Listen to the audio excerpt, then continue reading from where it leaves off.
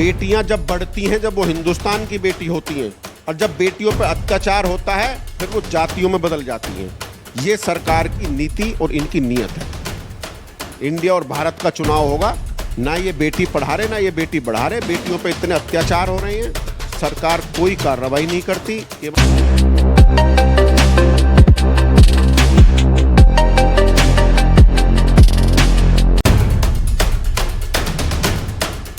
आप सभी का स्वागत है भारत के बदलते शासन न्यूज़ चैनल में और मैं हूं आपके साथ रिहान। आज हमारे साथ आनंद चौधरी जी जुड़ चुके हैं, सपा नेता। इन्हीं से हम जानते हैं कि इनका क्या कहना है। मैं आनंद चौधरी, सपा नेता और अखिल भारतीय औद्योगिक एवं व्यापार महासभा के राष्ट्रीय उपाध्यक्ष और राष्ट्रीय जाट महासभा भारत का मैं जिला अध्यक्ष हूँ गाजियाबाद से। सर, मेरा पहला सवाल आपसे ये होगा, India versus Bharat. India versus Bharat का जो मामला ये चल रहा है, ये सब एक राजनीतिक मुद्दा है। राजनीतिक मुद्दा इसलिए है कि अभी एक विपक्ष का बहुत बड़ा गठबंधन तैयार हुआ है, उसने अपना नाम रखा है इंडिया।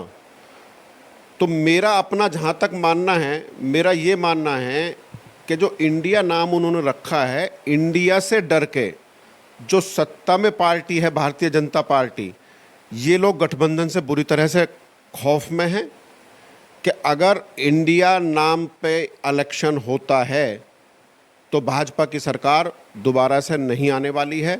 और ये एक मुद्दे को भटकाने के लिए इन्होंने इंडिया वर्सेस भारत किया है, जिससे कि लोगों का ध्यान ये चला जाए, भाई भारत हिंदी का नाम है, इंडिया अंग्रेज़ों का नाम है।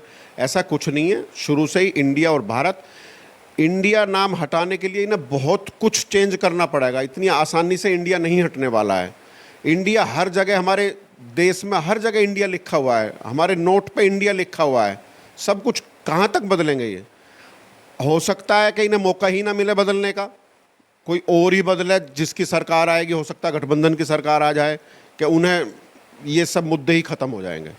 इंडिया और भारत से सिर्फ एक नाम की वजह से ये हो रहा है या फिर कुछ और वजह है? ये नाम की कोई, नाम का तो मैंने बताया, इन्होंने मुद्दा उठाया है, और ये मुद्दा उठाया है केवल डर के, जो हमारे देश की जनता है, केवल उसको भ्रमित करने के लिए। जैसे विपक्षी पार्टियों पे आरोप लगाती हैं सत्ता में जो बैठे हुए हैं, ये यानी कि मेरा कहने का मतलब ये है कि जो भारतीय जनता पार्टी में समाजवादी पार्टी छोड़कर भारतीय जनता पार्टी में चले गए, वो सब राम भक्त हो गए। बाकी सब वो राम भक्त नहीं है जो अदर्स पार्टियों में। इनका मानना तो ये है, इनका मतलब ये है इंडिया और भारत का, कि इंडिया गठबंधन का नाम रख दिया है विपक्ष ने, उसमें 25-26 संगठनों ने एक साथ मिलकर और इंडिया का नाम रखा है। और जो इंडिया नाम रखा है, मैं इसका बहुत स्वागत करता हूँ और बहुत अच्छा नाम है। और इंडिया वर्सेस भारत का ही चुनाव होगा, आप ऐसे ही मान के चलो। सर, अभी ये अभियान चलाते हैं कि बेटी बचाओ बेटी पढ़ाओ, इसके बारे में आप? बेटी बचाओ बेटी पढ़ाओ। अब सरकार जो सत्ता में है, भारतीय जनता पार्टी की सरकार प्रदेश में भी है और देश में भी है। बेटियां जब बढ़ती हैं, जब वो हिंदुस्तान की बेटी होती हैं, और जब बेटियों पर अत्याचार होता है फिर वो जातियों में बदल जाती हैं। ये सरकार की नीति और इनकी नीयत है।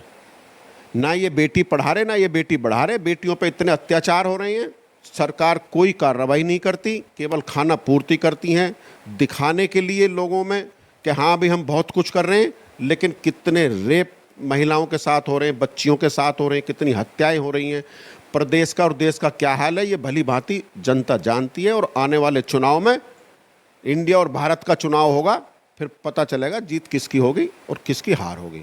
इंडिया ही जीतेगी, निश्चित तौर पर सरकार बदलने जा रही है। विपक्ष का चेहरा क्या है? विपक्ष का चेहरा, जब सीटें आ जाएंगी, हमारी बहुमत में हम आ जाएंगे, बैठ के समझौता हो जाएगा। क्या समझौता होगा? वो गठबंधन का मामला गठबंधन में बैठ कर निपटाया जाता है। पक्ष वाले कहते हैं कि चेहरा ही नहीं है, चुनाव किस पे लड़ोगे? उनके पास कोई मुद्दा ही नहीं है इसके अलावा। पक्ष के पास में इसके अलावा कोई मुद्दा ही नहीं है। वो ये मानते हैं कि जो हमारे सत्ता के लोग हैं, केवल ये ही काम करना जानते हैं, विपक्ष के लोग कुछ भी नहीं जानते। ये पूरे इतिहास को बदलना जा रहे हैं, पूरा इतिहास चेंज कर रहे हैं। ये जनता बहुत गुस्से में है और जनता आने वाले 2023 के चुनाव में बता देगी। अभी विधानसभा चुनाव हो रहे हैं, आप देखो 5 जगह मेरे ख्याल से विधानसभा के चुनाव हैं। अब 5 जगह में से कितनी जगह ये हारते हैं जीतते हैं वहीं तय हो जाएगा। और उत्तर प्रदेश में घोसी विधानसभा से जो बहुमत में जीत हुई है, जो लाखों की जीत होने वाली थी, वहां भी इन्होंने वोट नहीं डालने दिया वोटरों को। अगर वोट आज़ादी के साथ डलता तो करीब 1.25 लाख वोटों के अंतर से जीत होती समाजवादी पार्टी कैंडिडेट की, नहीं इंडिया के कैंडिडेट की। ये शुरुआत हो गई है। इंडिया वर्सेस भारत 2023 में पता चल जाएगा सबको। सपा के बड़े चेहरे हैं आज़म खान, उनकी स्थिति आज ये हो गई है कि उन्हें मुर्गी चोरी के इल्ज़ाम में जेल में डाल दिया जाता है। ये केवल और केवल सत्ता पक्ष की बदले की भावना है। जनता में मुस्लिम विरोधी जो सरकार काम कर रही है उसको कैसे हम जनता तक पहुंचाएं कि भाई हम किसी का उत्पीड़न कर रहे हैं। धर्म की राजनीति, धर्म की राजनीति, प्योर धर्म की राजनीति है। लेकिन मेरा ये मानना है, लोग सब समझ चुके हैं, जब चुनाव आते हैं जब ही दंगे होते हैं, जब चुनाव आते हैं तभी ये आज़म खां जी का मुद्दा बकरी चोरी में ले आते हैं, तभी और बहुत सारे नए नए मुद्दे लेके आते हैं ये। लेकिन अब जनता सब कुछ समझ चुकी है। आज़म खां जी इतने बड़े नेता, इतने सीनियर लीडर, और उनके ऊपर बकरी चोरी और भैंस चोरी के मुकदमे ने लगा दिए। शर्म आनी चाहिए ना। ये देश हमारा ऐसा है कि जिसमें जिसकी संख्या ज़्यादा है कि वही उस हिंदुस्तान में रहेंगे। ये सभी का देश है और मेरे हिसाब से तो सभी का ही रहना चाहिए। ये बीजेपी पार्टी ने एक ये चलाया अखंड भारत, और इसी के नाम पे, राम मंदिर के नाम पे और अखंड भारत के नाम पे बस राजनीति चल रही है। इन्होंने क्या चलाया? अखंड भारत तो है ही, इनके बनाने से कोई अखंड भारत थोड़ी बनेगा। अखंड कब नहीं था भारत? भारत तो जब से भारत है, जब से अखंड ही है, वो अखंड कब नहीं था ये बताओ मुझे। आप इनसे पूछो कि अखंड कब नहीं था और अब तुम क्या इसका अखंड बनाओगे? अखंड तो है ही है भारत।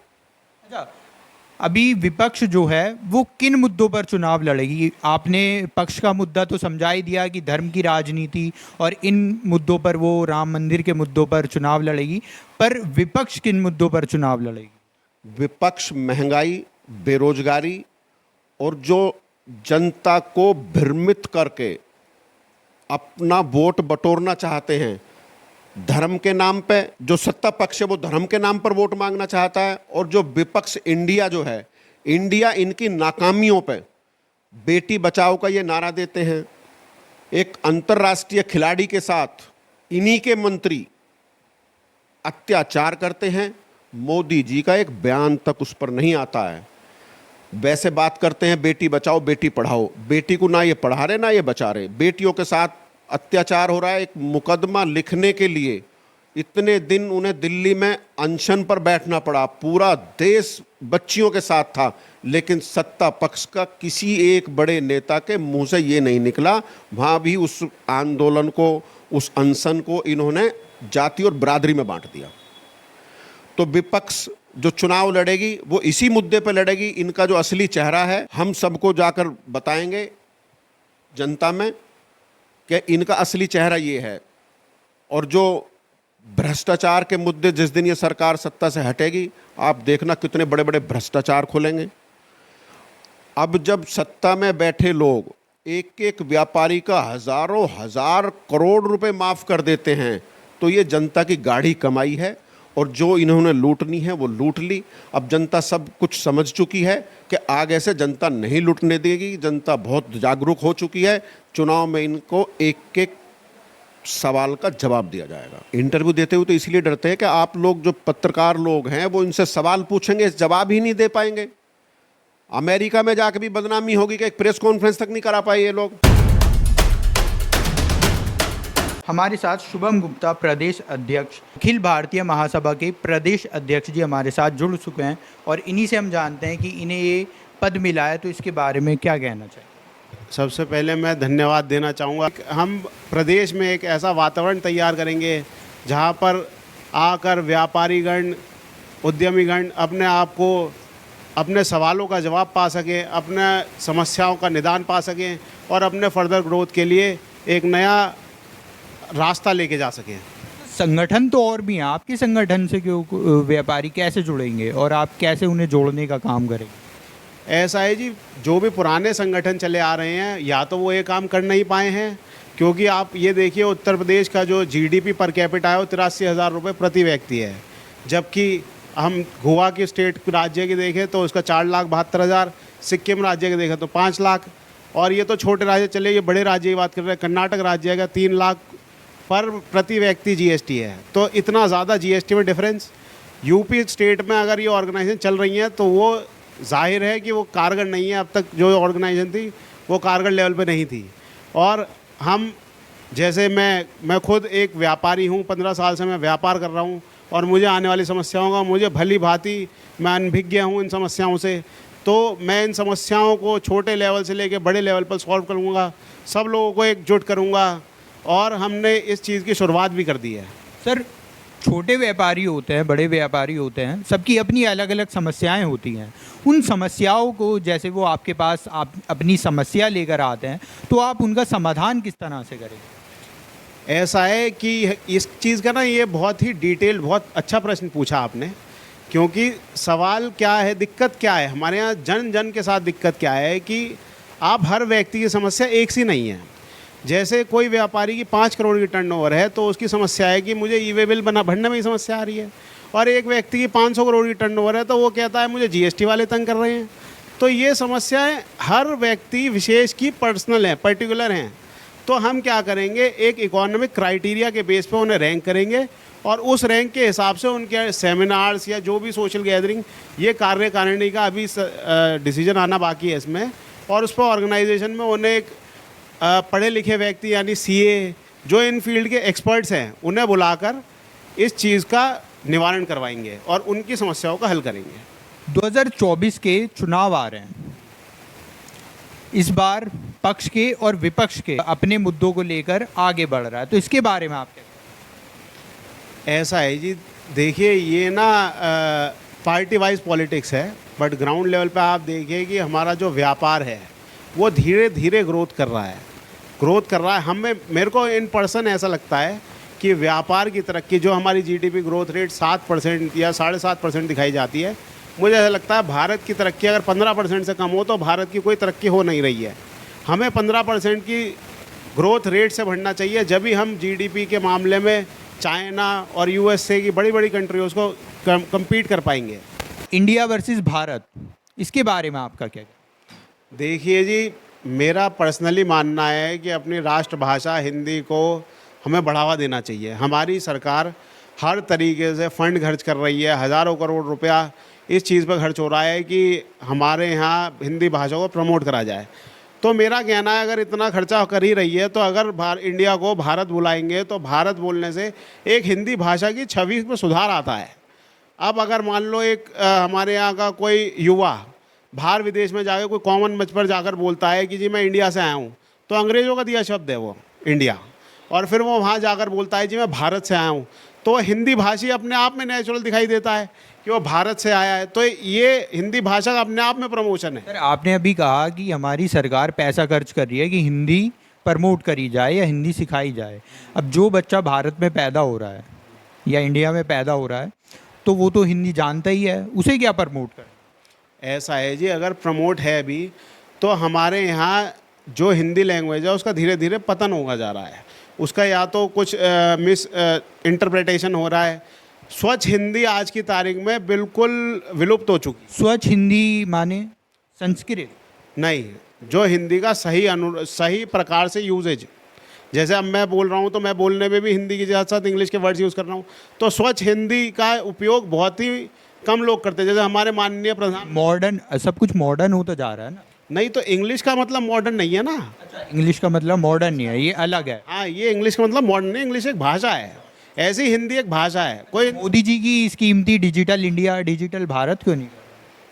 अब आ जाएगा ना जी। अब पहले इंडिया को भारत में कन्वर्ट करेंगे तो डिजिटल इंडिया डिजिटल भारत कर देंगे। नहीं, संविधान के पहले पन्ने पर तो लिखा है कि इंडिया और भारत दोनों नाम से जाना जा सकता है, कोई इशू नहीं है। हाँ, तो बिल्कुल कोई इशू नहीं है। तो मैं, अगर कोई जैसे कोई इंडिया भी कहता है तो उससे कोई परेशानी है?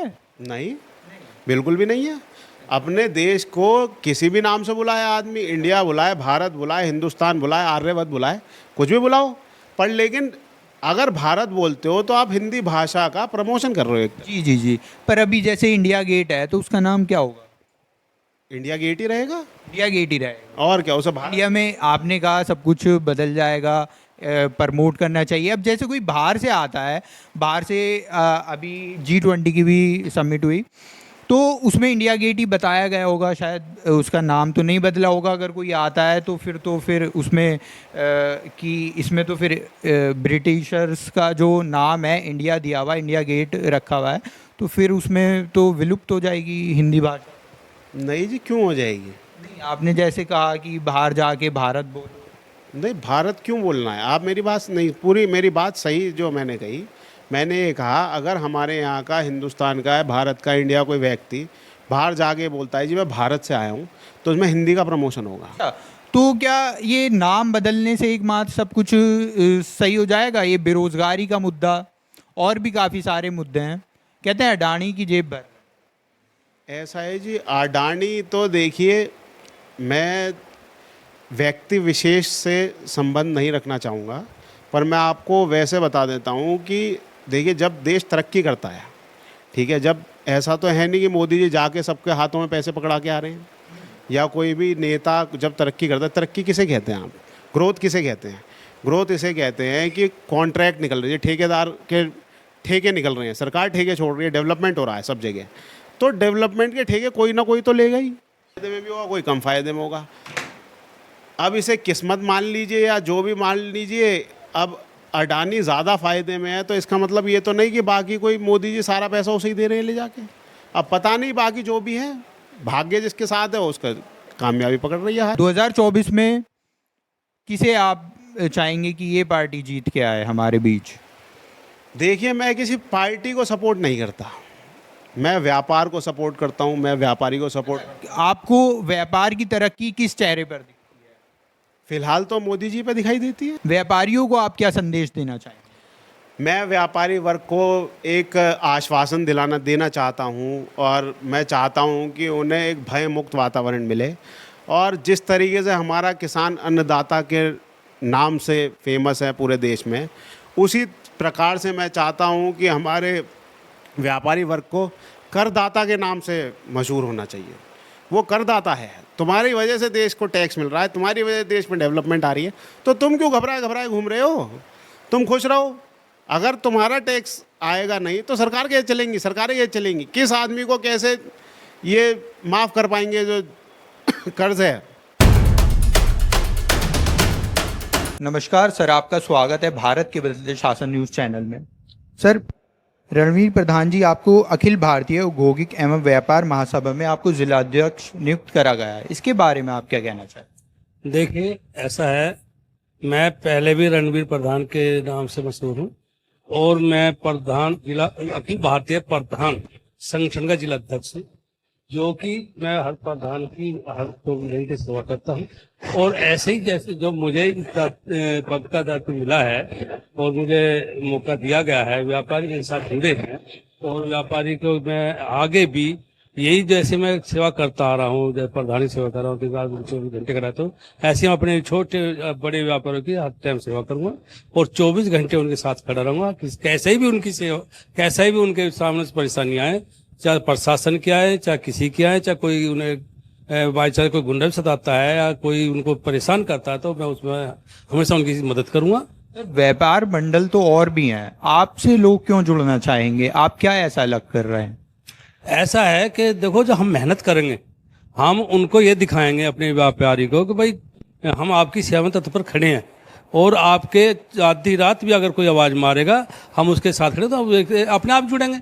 उन्हें पता है कि रणवीर प्रधान है, भाई कोई ये अपना मजबूत आदमी है, आपकी सेवा में हर टाइम ये आप सेवा करेगा, तो जरूर जुड़ेंगे। आज भी जुड़े हैं। आज भी आपने देखा होगा जो हमारी कॉन्फ्रेंस हुई थी सुख सागर में, वहाँ से व्यापारी बहुत साथ थे हमारे, और हमें विश्वास है कि आगे भी ऐसे ही हमारे व्यापारी साथ मिलेंगे। छोटे बड़े व्यापारियों को समस्या आती है, छोटे व्यापारियों की अलग समस्या होती है, बड़े व्यापारियों की अलग समस्या होती है। अगर कोई समस्या लेके आपके पास आता है तो आप उसका निवारण कैसे करेंगे?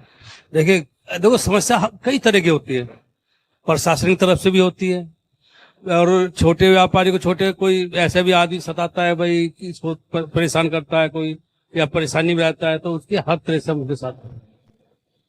हाँ, छोटे चाहे छोटा व्यापारी हो चाहे बड़ा व्यापारी हो, बड़े की जो समस्या होगी बड़े की हल उसके हिसाब से हल होगी, छोटा हो तो उसकी भी ऐसी हल होगी। अच्छा, एक मोदी जी ने एक बात कही है कि इंडिया का नाम, जो भारत देश है हमारा, इंडिया भी उसे कहा जाता है, कह रहे हैं कि इंडिया नाम हटा के और भारत नाम रख दिया जाए। हमारा देश पहले भी भारत ही था। आप संविधान उठा के देखिए, ये जो इंडिया नाम रखा गया ये अंग्रेजों की देन है। जो आज मोदी जी भारत के नाम लेके आ रहे हैं, या भारत, हम तो भारतीय हैं ही, तो अच्छा है हम भारत बन जाए, पर भारत नाम देश का भारत नाम हो जाए, या उसमें क्या आपत्ति है? हम तो संविधान में पहले पन्ने पर ही लिखा हुआ है भारत और इंडिया दोनों ही नाम भारत। ऐसा है, इंडिया मैंने बता दिया, इंडिया अंग्रेजों की देन है, और भारत एक हमारा, हम हिंदी भाषी है, तो भारत हिंदी के हिसाब से देखा जाए तो भारत ही हमारे देश का नाम। अच्छा, भारत नाम ज़्यादा अच्छा है। भारत ज़्यादा अच्छा नाम है। ऐसा तो नहीं विपक्ष ने इंडिया नाम रख लिया है, उससे कोई दिक्कत हो? ऐसा कुछ नहीं है, अगर आप हिसाब से लेके चलोगे तो हमारे जो देश का नाम है भारत ही है। आप कहीं भी उठा के देख लीजिए, किसी पन्ने पे भारत ही लिखा मिलेगा। इंडिया से पहले भारत है। इंडिया तो नाम बदला गया है, पहले भारत ही है, अब भारत भी आ जाए तो क्या दिक्कत? भाई भारत तो भारत है ही। हम इस बात में प्रधान मोदी जी का स्वागत करते हैं। अगर कोई इंडिया नाम लेता है तो उससे कोई परेशानी नहीं, उससे भी कोई परेशानी है कि वो अंग्रेजों की का नाम है। हम अंग्रेजों क्यों लेके चले? शायद टीम इंडिया का नाम भी इंडिया से ही चालू। नहीं, ऐसा है, सुनो, वो अलग बात है, टीम इंडिया का लेके चले, अब भारत इंडिया भी हो सकती है, उसमें क्या दिक्कत है? टीम भारत टीम भारत कर दे। व्यापारियों को आप कुछ संदेश देना चाहें हमारे चैनल के माध्यम से, तो वो क्या संदेश ये है कि हम व्यापारियों को एक संदेश देना चाहते हैं कि हम इतनी मेहनत करेंगे अपने अपने संगठन में। हम एक तो संगठन को अपने मजबूत करेंगे, गाजियाबाद ज़िले में हम इतना अपना संगठन मजबूत करेंगे, और वो संगठन में होगा जो व्यापारियों की सुनेगा, व्यापारियों की रक्षा करेगा, व्यापारियों के साथ रहेगा, उसके साथ खड़ा रहेगा। हम उसी को संगठन में जोड़ेंगे गाजियाबाद में, और हर तरह की हम उनकी समस्या सुनेंगे, उनकी समस्या का निदान करेंगे, और कोशिश ये रहेगी कि कोई भी व्यापारी हमारा परेशान ना हो। पहले भी संगठन है, हमने आज तक नहीं सुना कोई।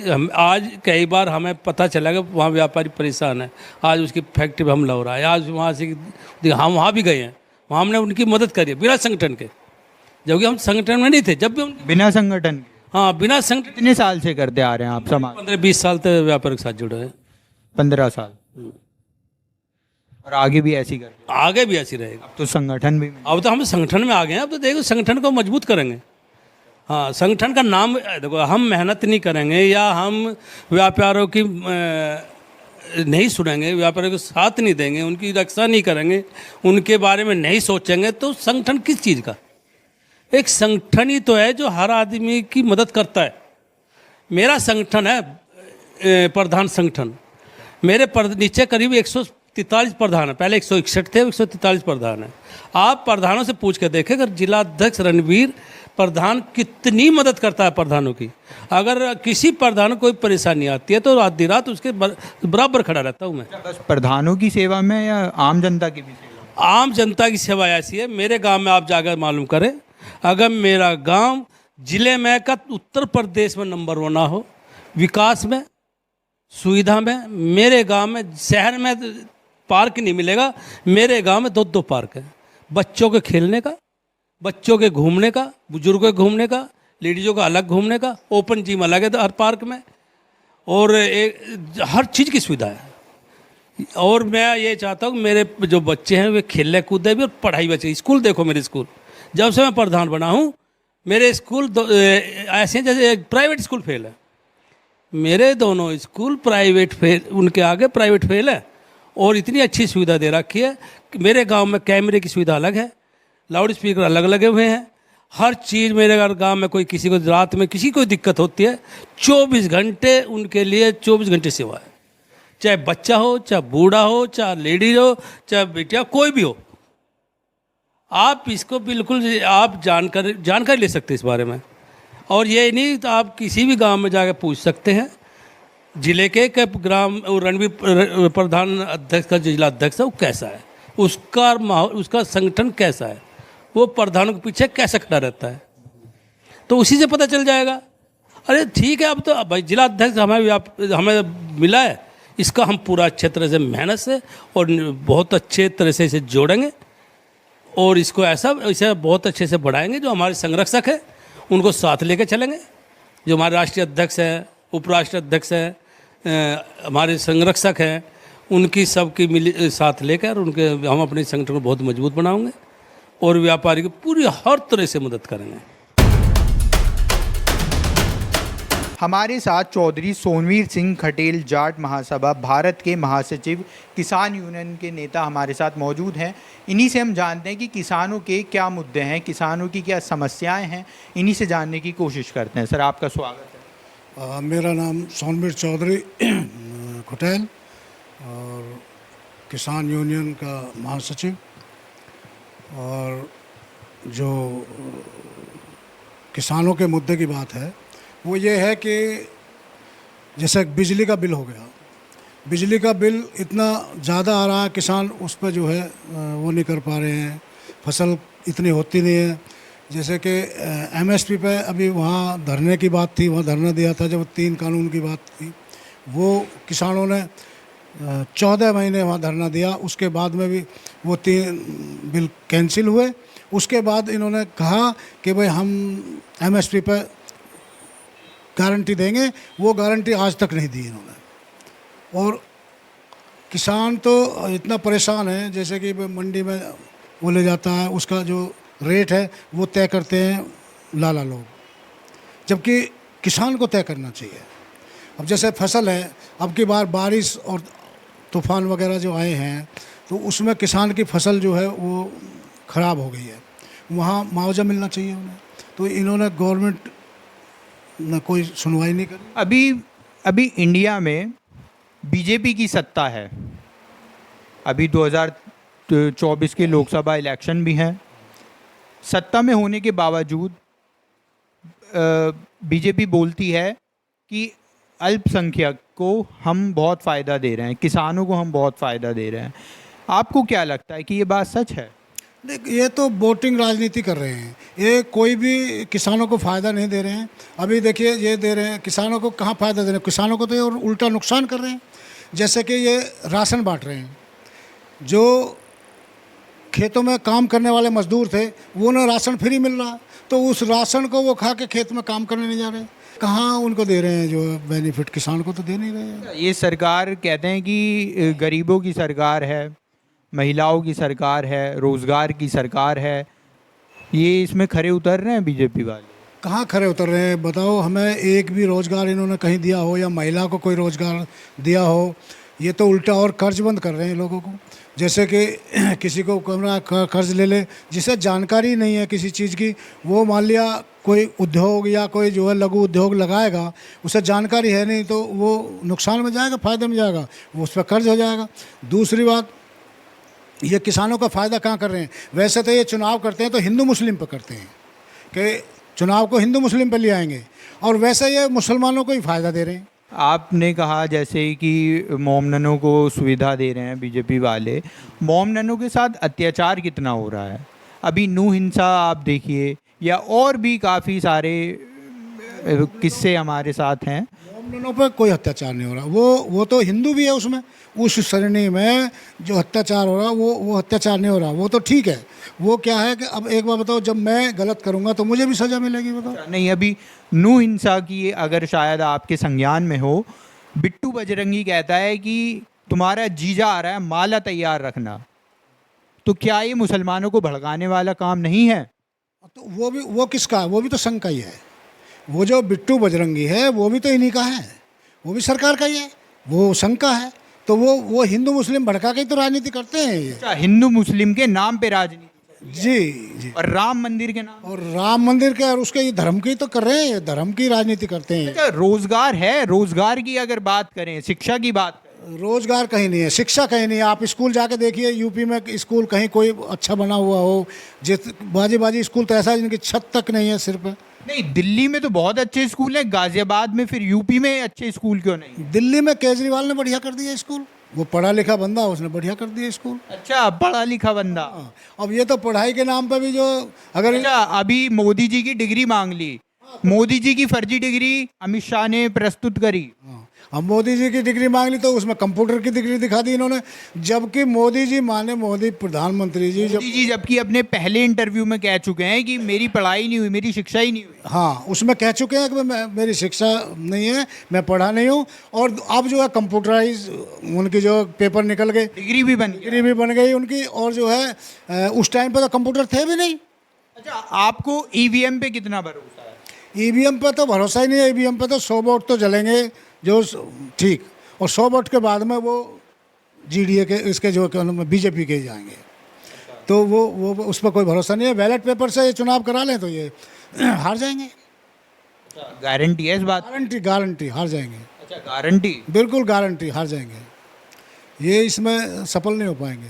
ये तो ये है कि ईवीएम में गड़बड़ करके उससे जीत जाते हैं। अच्छा, अभी एक पक्ष और विपक्ष का खेल चल रहा है, India versus Bharat. India versus Bharat पर तो ये वो उसमें भी तो राजनीति चल रही है भाई। ये जैसे कि अभी संगठन जो इकट्ठा हुआ है, ये सभी उसके लिए जो चुनाव लड़ने के लिए सारी पार्टियां इकट्ठी हो रही हैं, तो ये दहशत में है उससे कि भाई ये अगर सारे इकट्ठे। दहशत में कहाँ है? वो तो कहने चेहरा ही नहीं है विपक्ष का। नहीं, चेहरा कैसे ना चेहरा। अब एक बार बताओ, किसी का बाप मर जावे तो औलाद घर को नहीं चलाती, उसका बेटा चलाता है ना उस घर को।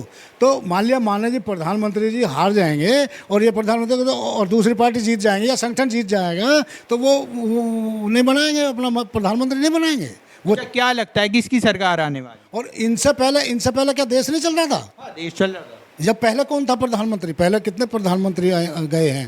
तो ऐसे ऐसे प्रधानमंत्री हैं जिन पर दाग भी नहीं है। जैसे चौधरी चरण सिंह रहे, उन पर आज तक परिवार पे कोई दाग नहीं है, कोई कह नहीं सकता उनको। तो ऐसे ऐसे अभी बहुत किसानों के ही बेटे ऐसे आएंगे प्रधानमंत्री बनने लायक, जो एक से एक पढ़ा लिखा, जो विदेशों में पढ़ के आ रहे हैं, तो वो हैं। अच्छा, 2024 में आप किसकी सरकार देखना चाहेंगे जो किसानों के पक्ष में हो? किसानों का तो सभी दुराचार कर रहे हैं, सभी जो है वो कर रहे हैं। किसानों का तो कोई सोचता ही नहीं। अच्छा, कौन सी पार्टी में आपको अपनी छवि दिखती है कि किसानों का सम्मान करेगी, किसानों को भी आगे लाएगी? लोकदल में चमके छवि तो जो किसानों की जो है, जो किसान नेता है वो लोकदल के ही है। अच्छा, लोकदल को समर्थन है? हाँ बिल्कुल, पूरा लोकदल को समर्थन है।